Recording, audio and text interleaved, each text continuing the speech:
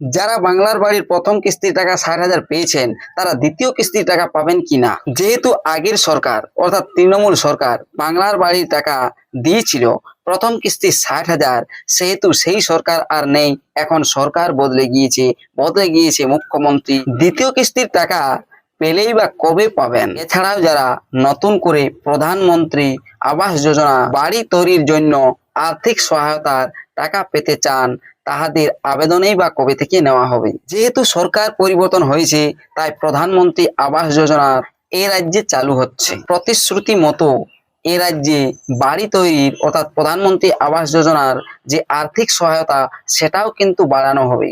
তবে সব থেকে গুরুত্বপূর্ণ বিষয়, যে কাজটি সবাইকেই করতে হবে, আর এই কাজটি না করলে বাড়ি তৈরির যে দ্বিতীয় কিস্তির টাকা আর পাবেন না দ্বিতীয় কিস্তির ৬০,০০০ টাকা। এই ভিডিওর মাধ্যমে আমি সেটাই আলোচনা করব, তাই ভিডিওটি শেষ পর্যন্ত দেখুন। ভিডিওটিতে রয়েছে অত্যন্ত গুরুত্বপূর্ণমূলক তথ্য। আর এই চ্যানেলে নতুন এসে থাকলে চ্যানেলটিকে সাবস্ক্রাইব করে রাখবেন, পাশে দেওয়া বেল আইকনটি অল করে দিবেন যাতে পরবর্তী নতুন ভিডিও নোটিফিকেশন পেয়ে যান।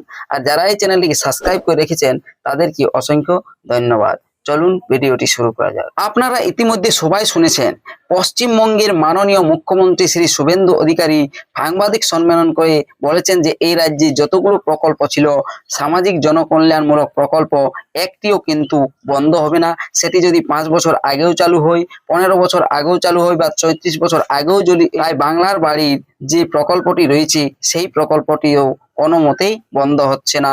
আর আপনারা এই দ্বিতীয় কিস্তি ৬০,০০০ টাকাও পেয়ে যাবেন। শুধুমাত্র প্রকল্পটির নাম এবং পোর্টাল বদলে যাবে।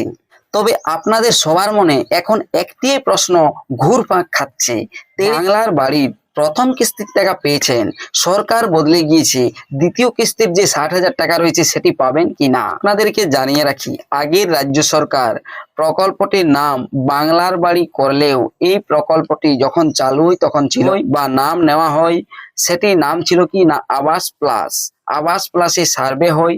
সেই সার্ভে প্রধানমন্ত্রী আবাস যোজনার মধ্যেই এই নামগুলো ছিল। সেক্ষেত্রে কেন্দ্র সরকারের কিছু ক্রাইটেরিয়া না মানার কারণে রাজ্য সরকার নিজেই বাংলার বাড়ি আবাস যোজনা নাম দিয়ে সেই প্রকল্পটি রাজ্য থেকেই টাকা বন্টনের কাজ শুরু করে দিয়েছিলেন। আর যাদের এই বাংলার বাড়ি আবাস যোজনায় নাম এসেছে তাদের সকলেরই প্রধানমন্ত্রী আবাস যোজনার লিস্টে নাম ছিল। শুধুমাত্র দিদিকে বলো এবং প্রাকৃতিক দুর্যোগে যাদের বাড়ি তৈরির টাকা দেওয়া হয়েছিল সেই তাদেরই নাম নতুন করে যোগ করা হয়েছে। প্রথম কিস্তির টাকা পেয়েছেন তাহারা দ্বিতীয় কিস্তির টাকা পেয়ে যাবেন। যেহেতু এই নামগুলো প্রধানমন্ত্রী আবাস যোজনার তালিকায় ছিল, তাই প্রধানমন্ত্রী আবাস যোজনা যখনই চালু হবে বা টাকা দেওয়ার কাজ শুরু হবে তখনই দেখবেন আপনারা এই বাংলার বাড়ি প্রকল্পের দ্বিতীয় কিস্তির টাকা পেয়ে যাবেন। তবে এক্ষেত্রে কিছু ক্রাইটেরিয়া রয়েছে। প্রধান এবং প্রথম যে ক্রাইটেরিয়া রয়েছে সেটি হচ্ছে কি না, মাননীয় মুখ্যমন্ত্রী বলেই দিয়েছেন এ রাজ্যে যে কোনো প্রকল্পের টাকা পেতে হলে ডিবিটি লিঙ্ক করতে হবে। তাই ডিবিটি লিঙ্ক অবশ্যই জরুরি। ডিবিটি লিঙ্ক না থাকলে সেটি আপনারা করিয়ে নেবেন, নতুবা এই বাংলার বাড়ির দ্বিতীয় কিস্তির টাকা পাবেন না।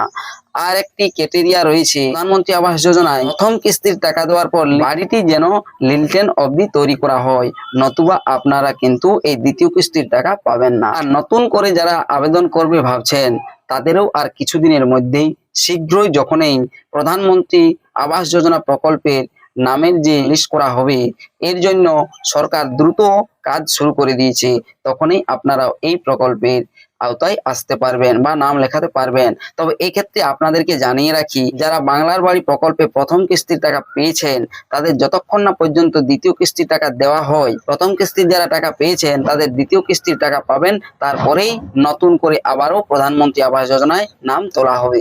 এ সম্পর্কে যদি আপনাদের আরো কোনো কিছু জিজ্ঞাসা করার থাকে অবশ্যই কমেন্ট বক্সে কমেন্ট করে জানাবেন।